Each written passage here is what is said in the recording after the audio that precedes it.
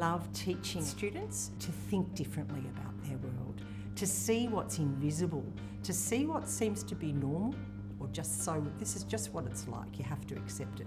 Well, actually, sociologists learn to think, actually, is that how sexuality really should be thought about?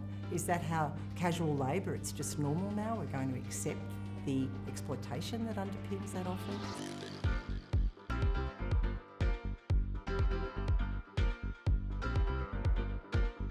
Sociology is attractive to students who really want to give language to think about inequality, that it's never simply one thing. It's the intersection between racialisation processes, gender, sexuality, disability or differently abled bodies, your postcode, your class, your geographical location.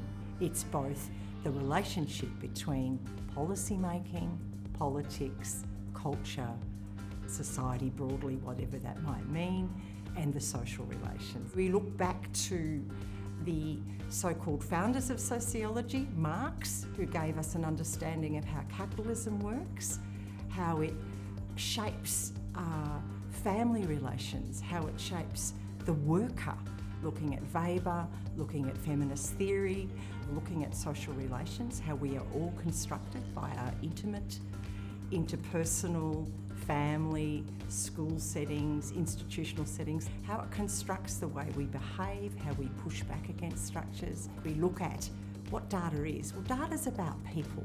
It's about social relations. It's about individuals, how the world presses in on individuals and shapes what they can and cannot do. It looks at, well, how is that different for particular individuals? If your sexuality isn't heteronormative, how does the world understand your sexuality and therefore allow you to live? Does it allow you to live well, or does it constrain your movements? Graduates of sociology are really sought after because they can look at problems anew.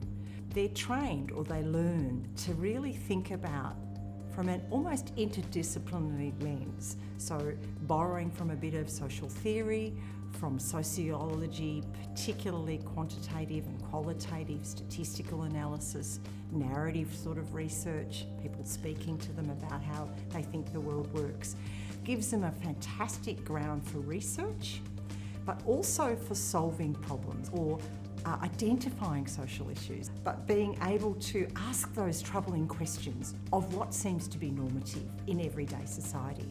So sociologists then, who go out into the working world, can really walk into any arena of government, state, federal or local council, and start to think about how social policy is made. They could help local government levels really identify social issues and give different forms of answers. They can work in marketing or move towards journalism. It's a really good foundation for a lot of different career pathways. It gives you language, theoretical understandings, research. It allows you to make sense of your contemporary world.